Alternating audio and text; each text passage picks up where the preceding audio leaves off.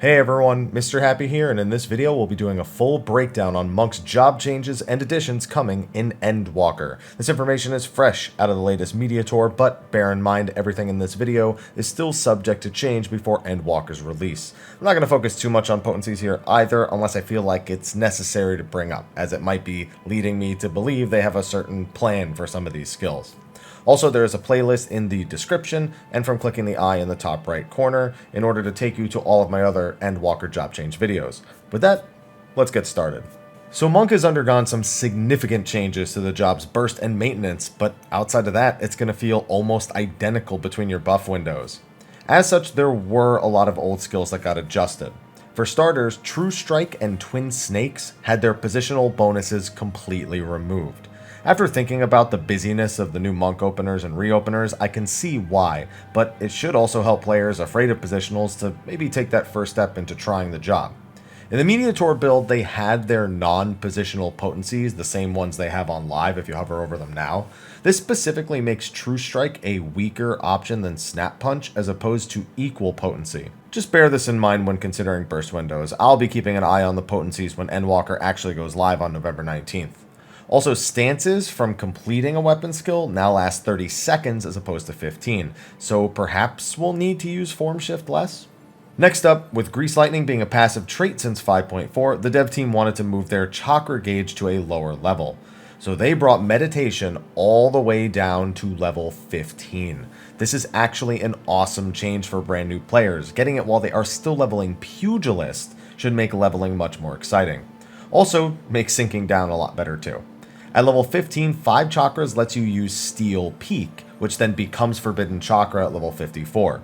For an AoE chakra spender, you get Howling Fist at level 40, which later becomes Enlightenment. The next change is Shoulder Tackle has been removed and replaced with a new movement skill called Thunderclap. This attack does no damage, removing the need for Shoulder Tackle inside of your burst window. It instead lets you dash to enemies or allies, basically like a monk's equivalent of ethereal manipulation. It holds 2 charges when you first get it, and eventually goes up to 3 charges at level 84 thanks to a trait, and it gains one of those charges every 30 seconds. This skill feels super responsive, and being able to use it on allies gives monks some awesome feeling mobility. Next up, Riddle of Fire is now a 60-second cooldown, and Brotherhood is now a 120-second cooldown. To accommodate Riddle of Fire is not as potent as it was before, but both of these cooldowns should have much more consistent buff alignment now with the rest of the team. Monk even gets a new cooldown at level 72, Riddle of Wind. It doubles your auto attack speed for 15 seconds on a 90-second cooldown. Kind of an awkward cooldown, but I suppose you'll just hit it every 90 seconds so long as you have auto attack uptime on the boss. Finally, the most important change is a two-parter. First off, Perfect Balance got quite a few adjustments. It now has a 40-second charge time and holds up to 2 charges, as opposed to a 90-second cooldown like it had before. On top of that, it only provides 3 stacks of Perfect Balance, which makes sense given the reduction in charge time from Shadowbringers. However, the reason it has 3 stacks is because it interacts with Monk's new job gauge, Masterful Blitz. Masterful Blitz unlocks at level 60. When you perform weapon skills under Perfect Balance, you fill your Beast Chakra gauge. The 3 symbols on the gauge will match the form each weapon skill requires to use. So if under Perfect Balance you use Dragon Kick, Boot Shine, or Arm of the Destroyer, those will give you an Oppo Oppo Chakra. Twin Snakes, True Strike, and 4-Point Fury will give you a Raptor Chakra, and Snap Punch, Demolish, and Rock Breaker will give you Co-World Chakras. Depending on the combination of chakras you execute during Perfect Balance, Masterful Blitz becomes a different skill, which you can then execute as a finisher. 3 of the same Beast Chakras gives you Elixir Field, dealing high AoE damage with some fall off.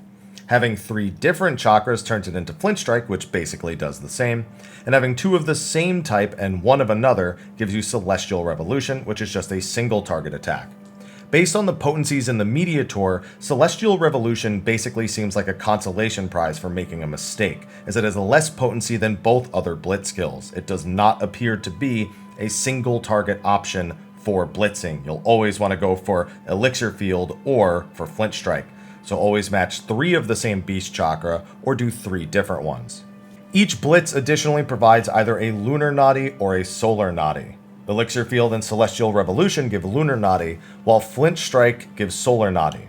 If you perform Perfect Balance with 1 Lunar and 1 Solar already charged, plus any combination of 3 Beast Chakra, Blitz transforms into Tornado Kick, dealing big damage on the first target hit and some AoE falloff. Also, after any Masterful Blitz, you gain Formless Strike, so your next weapon skill will be Freeform as well. So your goal is to go 1 Lunar Naughty, 1 Solar Naughty, and then your big finisher with every 3 Perfect Balance uses. There are a couple of potential ways this works out depending on what openers end up being prevalent, but this new Perfect Balance gives Monk a lot of flexibility in their reopener timings since they are basically stanceless throughout the whole thing. So long as you don't let Twin Snakes or Demolish fall off in the process, you can do whatever you want in Perfect Balance. Of course, there's ideal reopeners, and you want to enter these on a specific global, but it shouldn't be as awkward as it can be now if you fall out of rhythm. So, we haven't even started talking about stuff that's over level 80 yet. But I'm sure you're wondering if anything happened to Anatman or Six-Sided Star. Well, no. They're exactly the same. So Six-Sided Star, use it when finishing bosses or mobs or right before significant downtime. And Anatman, when you want to save Twin Snakes? Who knows, this might actually be more valuable if you can keep the Twin Snakes buffs during the right downtime periods, and then you come right back to the boss and reopen immediately so you don't need to reuse it, but I just suspect it's going to be a meme. So after level 80, what does Monk get? Well, compared to everything we just talked about, not really that much. At level 82, Arm of the Destroyer upgrades to Shadow of the Destroyer. This is a bit more potency, but also ensures a critical hit. Yep, so your AoE is going to have a bunch of exclamation marks now, which also means more chakras. At level 84, they get the trait I mentioned earlier that gives Thunderclap a 3rd charge for more Monk mobility. At level 86, the Masterful Blitz Flint Strike becomes Rising Phoenix through a trait, giving it a new animation and increasing the skill's potency. At level 88, they get an absolutely nutty trait. Brotherhood will now grant the Monk a chakra every single time a party member executes a weapon skill or casts a spell. Yeah, chakras will floweth when you actually hit 88. This is nice because they basically removed all of the other off-global skills other than the chakras, so for burst windows, you'll be very busy.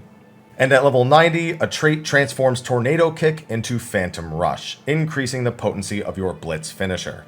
So outside of burst windows, the job should feel very familiar. Twin Snakes every other combo, Demolish every 3rd combo, alternate between Dragon Kick and Boot Shine while using chakras whenever they fill up. However, their burst window is kind of concerning based on the current design. Perfect Balance has a 40-second charge time and holds 2 charges. Now, if you use Perfect Balance after your opener has started like you do now, you won't be able to Phantom Rush in your opener, just Elixir Field and Rising Phoenix. Then, Phantom Rush would line up with 60-second reopeners if you wait on using your next Perfect Balance, so about 20 seconds. But now your Phantom Rush only ever lines up with 60-second reopeners for the rest of the fight, barring boss downtimes forcing a realignment. So your strongest skill by far never fits into your biggest burst window. The alternative is to pre-pull Perfect Balance at about 24 or 25 seconds, forcing a 30-second countdown before a fight. This allows you to fit a Phantom Rush in your opener and every 2-minute reopener while still having one of your other blitzes for 60-second reopeners. But this opener is interesting, to say the least. I worked out in math maybe 5 or 6 different openers. They're all pretty close to each other in efficiency, and quite frankly, if I keep going at it, this video just might not ever release. So this was what I came up with. It has kind of an earlier buff timing, but it uses some things that I never really considered on Monk before. You know, you can use the fact that Twin Snakes technically last for 7 GCDs to get a little bit of extra time to use other skills. And since you're formless so often, it's really easy to just fit it in wherever it belongs. And despite using Rising Phoenix first, it appears to benefit potency-wise from the earlier Demolish, earlier buffs, and allows you to land the Phantom Rush inside of all of your buffs. The alternative is to open without Twin Snakes until the 5th GCD, so you can go Dragon Kick, Boot Shine, Dragon Kick into Elixir Field, but that also delays Demolish all the way to the 6th global cooldown. I expect that there will be quite a few opener variants for fights and buff timing, so I'm going to end my experimentation with these. They're not the best, they're just what I came up with, so expect a lot more discussion about this from Monk mains. Overall, I love the idea behind the changes to Monk. Masterful Blitz is a really fun way of making us look at our base global cooldowns in a different light, something I had never really even considered. It allows for more flexibility in entering our burst window, even if there is of course still an ideal world where we enter it at the perfect time. But man, the awkward timing of either relegating Phantom Rush to never lining up with the biggest burst, or needing to do a super long pull countdown to maximize its effect is odd. And in my interview with Yoshida that I got to do for Media Tour, I asked about this, and he said that Monk was designed for its biggest bursts not to come right at the start of the fight, so it seems like the 60-second Phantom Rush was an intended design. After he sees what Monk mains are going to do to that long pull timer, maybe the dev team will be able to tackle this issue in an efficient manner. I also still really don't know how I feel about Riddle of Wind. It just kind of exists. And Zanatman, I hope with the changes to stance timers, the increased freedom of rotation with all the formless stuff, that maybe it is better to use Zanatman on downtime to help freeze Twin Snakes or something along those lines, but that's really going to have to wait and see. And let me be clear, I'm still very excited about the Monk changes. I wouldn't have put this much work into it if I wasn't, but there's definitely some things that could help round out the rotation, whether they allow pre-pull PB to continue to be a thing, or if they make changes so that Phantom Rush doesn't have this awkward misalignment with all your biggest bursts and only hits in your smaller burst windows. Or maybe I missed something, who knows? This isn't a be-all end-all guide, this is just me spending way too much time working on just one of the 22 videos I'm planning to release when the embargo actually hits. So anyway, let me know what you think. Monk mains, please get to the workshop as well, because I definitely need to have this discussion with a lot more people. On that note, though, be sure to like, favorite, subscribe, and share. Check out all of my other Endwalker job change videos, either with the playlist in the description or by checking out that eye in the top right corner. But anyway, thanks for watching, and I'll see you in the next one. Until then, take care.